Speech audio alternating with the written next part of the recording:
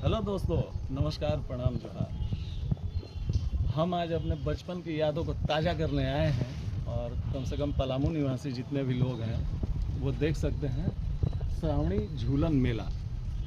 ये श्रावणी झूलन मेला कोयल नदी के तट पे लगता है और हर साल लगता है।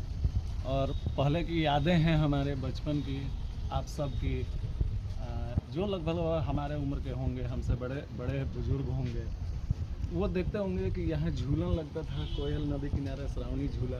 और हम उस टाइम कम से कम किसी तरह का एंट्री फ़ी किसी तरह का नहीं होता था। यही झूलन जो नदी के किनारे किनारे दुकान, ये यहाँ चिड़िया घर लगता था और टिकट के दाम भी बिल्कुल मामूली और सब कुछ काम चलाऊँ कह लीजिए। और हम बच्चे बिल्कुल इसी में 5 रुपये हर एक माल, 5 रुपये, और आइसक्रीम और चाट खा के इतने में बम बम हुआ करते थे। वो यादें अब दूसरे तरह से परिवर्तित हो गई। अब डिज्नीलैंड आने लगा है, एंट्री फ़ी इतना, पार्किंग फ़ी इतना, और तरह तरह के जीरो ग्रेविटी, तो हाईटेक होता चला गया। लेकिन आज भी जब यहाँ कदम हम सब रखते हैं तो हमारी पुरानी यादें ताज़ा हो जाती हैं। तो आप सब में से कौन कौन ऐसे लोग हैं जो झूलन का मज़ा लिए हैं, डिज्नीलैंड का नहीं? अब के जनरेशन डिज्नीलैंड की ओर भाग रहे हैं, लेकिन हम जैसे पुराने लोगों के लिए यही श्रावणी झूलन मेला सबसे स्वर्ग की अनुभूति कराता था।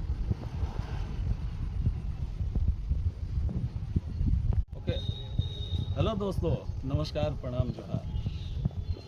हम आज अपने बचपन की यादों को ताज़ा करने आए हैं और कम से कम पलामू निवासी जितने भी लोग हैं वो देख सकते हैं श्रावणी झूलन मेला। ये श्रावणी झूलन मेला कोयल नदी के तट पे लगता है और हर साल लगता है। और पहले की यादें हैं हमारे बचपन की, आप सब की, जो लगभग हमारे उम्र के होंगे, हमसे बड़े बड़े बुजुर्ग होंगे, वो देखते होंगे कि यहाँ झूलन लगता था कोयल नदी किनारे, श्रावणी झूला। और हम उस टाइम कम से कम किसी तरह का एंट्री फ़ी किसी तरह का नहीं होता था।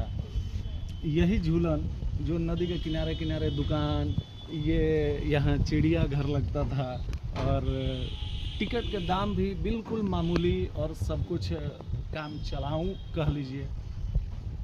और हम बच्चे बिल्कुल इसी में 5 रुपये हर एक माल, 5 रुपये, और आइसक्रीम और चाट खा के इतने में बम बम हुआ करते थे। वो यादें अब दूसरे तरह से परिवर्तित हो गई।